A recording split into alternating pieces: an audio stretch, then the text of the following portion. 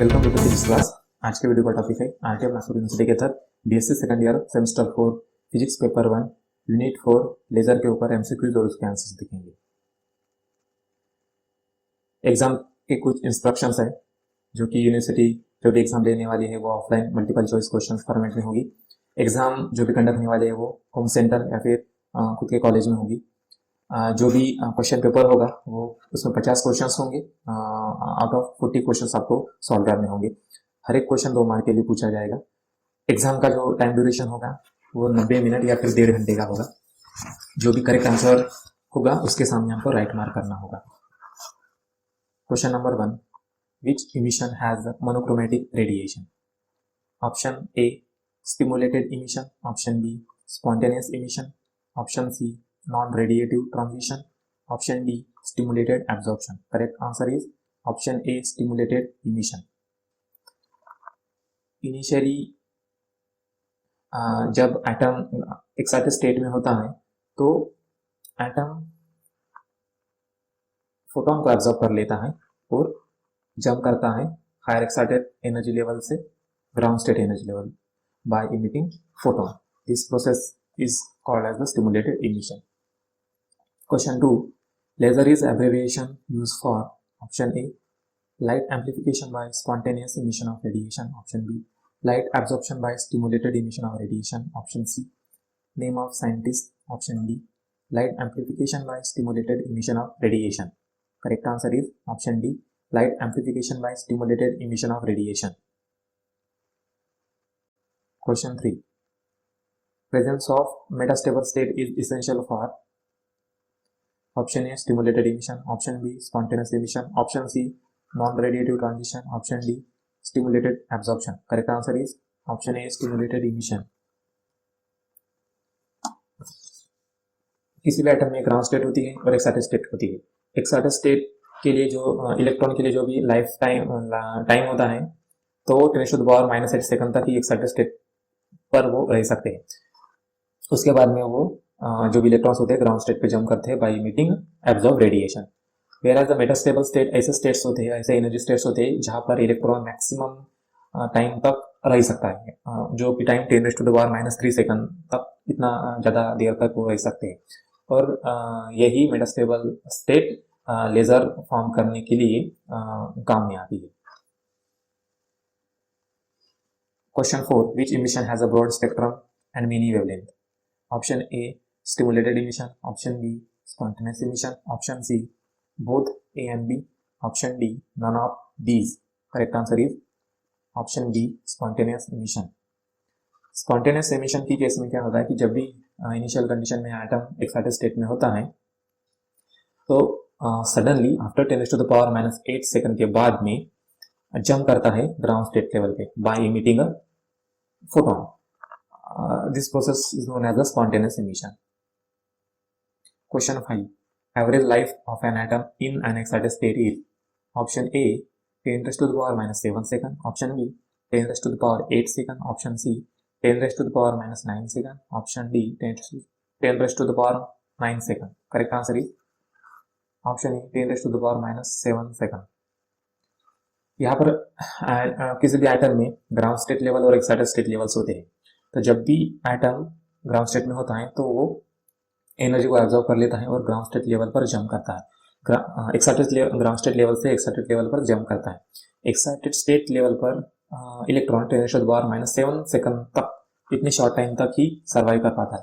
तो उसके बाद में फिर से ग्राउंड स्टेट लेवल पर जंप करता है by emitting the absorb photon. Question number 6, the lifetime of metastable state in ruby laser is option A 10⁻⁻6 second, option B 10⁻³ second, option C 10⁻⁻3 second, option D 10⁻⁻8 second. Correct answer is option C 10⁻⁻3 second. फिर से जैसे कि हमने कहा है कि ground state पे जब भी इलेक्ट्रॉन एनर्जी को एब्जॉर्ब कर लेता है तो वो एक्साइटेड स्टेट लेवल पे जंप करता है। एक्साइटेड स्टेट लेवल पर एटम किसी भी एटम में इलेक्ट्रॉन 10⁻⁷ सेकंड तक ही रहता है। उसके बाद में जो इलेक्ट्रॉन होता है एक्साइटेड स्टेट लेवल से जंप करता है मेटास्टेबल स्टेट पर। अब मेटास्टेबल स्टेट का जो लाइफ टाइम होता है इलेक्ट्रॉन की लाइफ स्पैन होता है वो 10⁻³ सेकंड का होता है, यानी कि इतने ज़्यादा टाइम तक इलेक्ट्रॉन्स मेटास्टेबल स्टेट में रहते हैं और उसके बाद में ग्राउंड स्टेट लेवल पर जंप करते हैं by emitting absorb photon. Question 7, which was the first gaseous laser? Option A, HENE laser. Option B, ruby laser. Option C, CO2 laser. Option D, semiconductor laser. Correct answer is option A, HENE laser. Question 8, ruby laser is type of laser. Option A, solid. Option B, liquid. Option D, gaseous. Option D, semi-solid. Correct answer is option A, solid. Ruby laser generally aluminium oxide होता है जो कि solid state में होता है। Question 9, the active material in ruby laser is option A ruby rod, option B chromium ion, option C hydrogen ion, option D aluminium ion. Correct answer is option B chromium ion. जो भी Ruby laser होता है तो उसमें Ruby rod होता है। Ruby rod का chemical name aluminium oxide होता है। इसमें लेज़र एक्शन रन करने के लिए या लेज़र फॉर्म करने के लिए कुछ एल्यूमिनियम आयंस को क्रोमियम आयन से रिप्लेस कर दिया जाता है by doping, which is an active material. Question 10, which type of pumping is use in ruby laser? Option A optical pumping, option B electrical pumping, option C mechanical pumping, option D chemical pumping. Correct answer is option A optical pumping. Pumping का मतलब होता है ऐसी process जिस process की मदद से हम पॉपुलेशन इन्वर्शन को अचीव कर लेते हैं। किसी भी लेजर फॉर्म करने के लिए जनरली पॉपुलेशन लेजर अचीव करना बहुत ज़्यादा जरूरी होता है। पॉपुलेशन इन्वर्शन का मतलब होता है कि ग्राउंड स्टेट लेवल पे जो भी इलेक्ट्रॉन्स होते हैं उनको एक्साइटेड स्टेट लेवल पर लेके जाना by using some kind of process, और उसी प्रोसेस को हम पंपिंग कहते हैं। यहाँ पे ऑप्टिकल पंपिंग का मतलब लाइट की मदद से हम इलेक्ट्रॉन्स को एनर्जी सप्लाई कर रहे हैं। इलेक्ट्रॉन्स फिर उस एनर्जी को ऑब्जर्व करेंगे और एक्साइटेड स्टेट में जंप करेंगे। उसके बाद में वो एक्साइटेड स्टेट लेवल से मेटास्टेबल स्टेट में डिपॉजिट होंगे। उसी प्रोसेस को हम पॉपुलेशन इन्वर्शन कहते हैं। Question 11, process in which a photon is absorbed by the atom causing an electron to jump from a lower energy level to a higher energy level. Option A, absorption of radiation. Option B, spontaneous emission. Option C, stimulated emission. Option D, population inversion.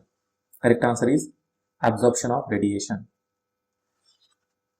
तो initially atom किसी भी atom में जो electrons होते हैं normal condition में ground state level पर होते हैं, और जब भी वो किसी फोटोन एनर्जी को एब्जॉर्ब कर लेते हैं तो एक्साइटेड होकर एक्साइटेड स्टेट एनर्जी लेवल पर जंप करते हैं। इसी को हम एब्जॉर्प्शन ऑफ रेडिएशन कहते हैं। Question 12, the light wave which maintain overlapping of crest over crest and trough over trough, these light said to be. Option A coherence, option B monochromaticity, option C incoherence, option D intense. Correct answer is option A coherence. Generally क्या होता है, जब भी दो waves propagate होती है, अगर एक फर्स्ट वेव का क्रिस्ट दूसरे वेव के क्रिस्ट के ऊपर ओवरलैप होता है या फिर फर्स्ट वेव का ट्रफ दूसरे वेव के ट्रफ के ऊपर ओवरलैप होता है, तो वैसे कंडीशन को हम कोहेरेंस कहते हैं। Question 13, which of the following is a unique property of laser? Option A directional, option B monochromaticity, option C coherence, option D intense. Correct answer is option C coherence. Question 14, which type of pumping is used in HENE laser? Option A optical pumping, option B electrical pumping, option C mechanical pumping, option D chemical pumping. Correct answer is option B electrical pumping. HENE laser में helium और neon gases एक glass tube में fill up किया जाता है और दो electrodes tube के एंड में कनेक्ट कर दिए जाते हैं, जिससे हाई एनर्जेटिक इलेक्ट्रॉन्स कैथोड से निकलकर जो हेलियम और नियॉन गैसेस है उनके ऊपर कोलाइड करके एनर्जी एक्सचेंज करते हैं, और यहाँ से ही पॉपुलेशन इन्वर्जन अचीव होता है। सो इसलिए HENE लेजर में इलेक्ट्रिकल पंपिंग यूज होता है। Question 15, HENE laser emits visible light at the wavelength option A 632.8 nanometer, option B 625.4 nanometer, option C 654.2 nanometer, option D 621.0 nanometer. Correct answer option A 632.8 nanometer. Question 16, ruby laser emits red light of wavelength option A 632.8 nanometer, option B 625.4 nanometer, option C 694.3 nanometer, option D 621.0 nanometer. Correct answer is option C 694.3 nanometer. Question 17, calculate the energy of a photon of laser beam of wavelength 6 through to 8 angstrom unit. Option A 0.964 electron volt, option B 2.964 electron volt, option C 1.956 electron volt, option D 3.964 electron volt. Correct answer is option C 1.956 electron volt. इस question को solve करने के लिए हमें यहाँ पर इस numerical में इन फोटोन की वेवलेंथ दी गई है जो कि 36328 एंगस्ट्रॉम यूनिट है। तो यहाँ से हमें इस फोटोन की एनर्जी निकालना है। तो एनर्जी निकालने के लिए फार्मूला है E is equal to H into C divided by lambda. यहाँ पर E का मतलब एनर्जी है, H का मतलब प्लैंक्स कांस्टेंट जिसकी value 6.67 into 10 to the power -34 है, इंटू C का मतलब स्पीड ऑफ लाइट जो कि 3 into 10 to the power 8 meter per second है, डिवाइडेड बाय लैम्बडा। लैम्बडा जो कि दिया हुआ है एंगस्ट्रॉम यूनिट में। तो 1 एंगस्ट्रॉम का मतलब होता है 10 टू द पावर -10 मीटर। हमने यहाँ पर वैल्यू पुट कर दिया।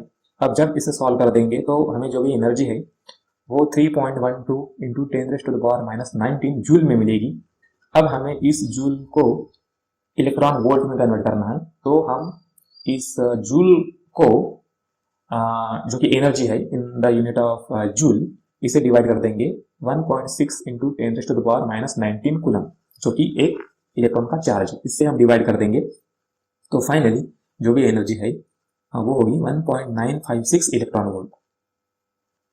Question 18, calculate the coherence length of a laser beam for which the bandwidth is equal to 3000 hertz. Option A 100 angstrom unit, option B 1000 kilometer, option C 100 kilometer, option D 100 meter. Correct answer is option C 100 kilometer. इस numerical को solve करने के लिए यहाँ पे दिया गया है बैंडविड्थ जो कि 3000 हर्ट्ज है।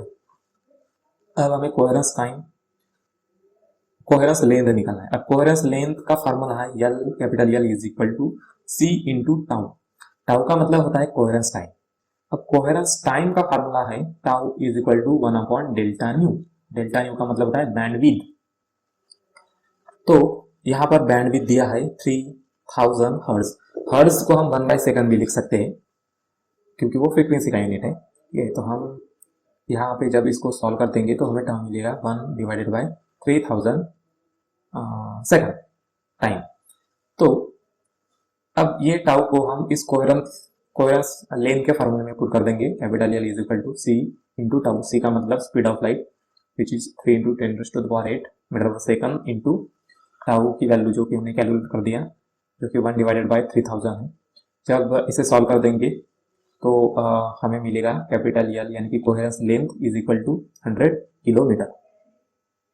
Question 19, calculate the coherence time for 20 waves of wavelength 6000 angstrom unit.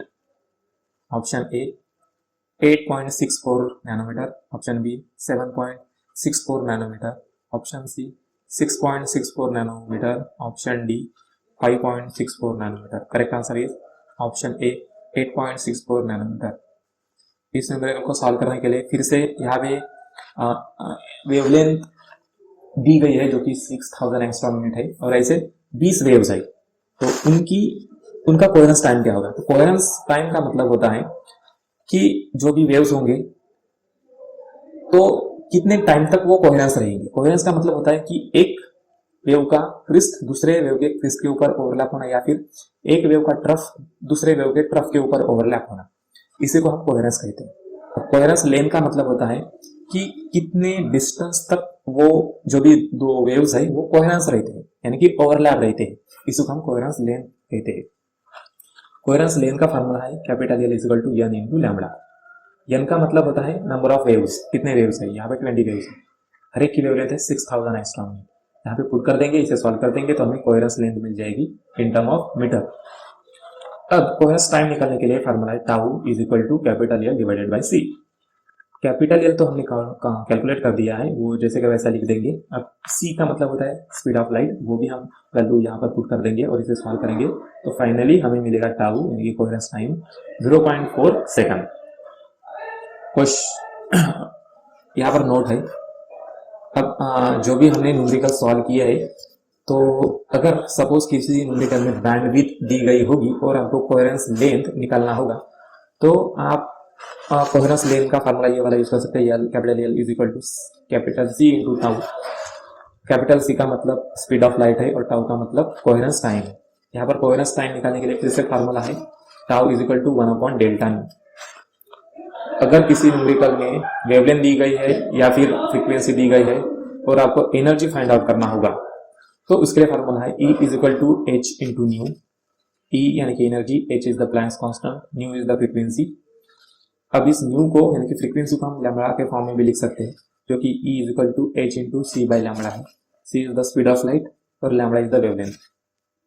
अगर किसी न्यूमेरिकल में सपोज वेवलेंथ दी गई है और नंबर ऑफ वेव्स दी गई है, नंबर ऑफ वेव्स यानी टोटल लेंथ ऑफ वेव्स, ठीक है, और आपको पूछा गया है कि कोहेरेंस लेंथ और कोहेरेंस टाइम निकालना, तो उस कंडीशन में आप कोहेरेंस टाइम को ऐसे लिख सकते हो tau is equal to capital L divided by C। अब कैपिटल L का मतलब होता है कोहेरेंस लेंथ, जो कि capital L is equal to n into lambda है, where n is the number of waves या total length of the waves, ऐसे भी बोल सकते हैं, और लैम्बडा का मतलब होता है वेवलेंथ ऑफ ईच वेव।